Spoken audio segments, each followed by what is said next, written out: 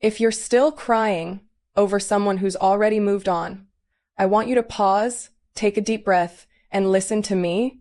Because tonight, before you go to sleep, I'm going to tell you something that may change the way you look at your pain forever.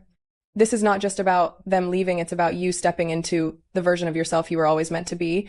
I know how heavy it feels. You replay the memories, the way they used to hold you, the promises that were made, the future you thought was certain. And now you're left with silence. You scroll through your phone, wondering if they think of you, wondering how they moved on so fast and why you can't. But here's a truth no one tells you. Moving on quickly doesn't always mean healing. Sometimes it's just escaping.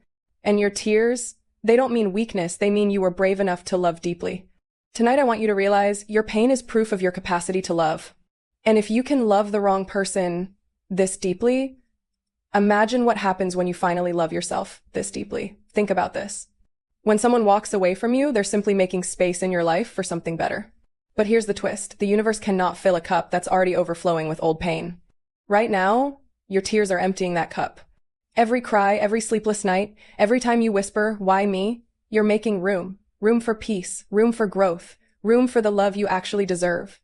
So instead of asking, why did they move on? Ask, why am I still holding on? Because when you hold on to someone who's already gone, you're not just hurting, you're putting your life on pause. Let me ask you something. If you woke up tomorrow and all the memories of this person were erased from your mind, would you still cry? Would you still doubt your worth? Or would you finally see yourself clearly, strong, radiant, capable of so much more than you give yourself credit for? The truth is, the only thing keeping you trapped tonight is your story. The story you keep telling yourself about what you lost. So how do you stop crying over someone who moved on? Not by suppressing your pain, not by forcing yourself to be strong, but by rewriting your story. Here's how. Shift the perspective. Instead of saying I lost them, say I released someone who couldn't stay. Do you feel the difference? One sounds like defeat, the other sounds like freedom. Create a night ritual. Every night before bed, instead of stalking their profile or replaying conversations, write one thing you discovered about yourself today. Maybe it's resilience, maybe it's clarity. Maybe it's just the fact that you survived another day. That's power. Rewire your mind. Close your eyes and visualize the version of you 1 year from now, glowing, healed, and unstoppable. Imagine her thanking you for not giving up tonight. Pause for effect.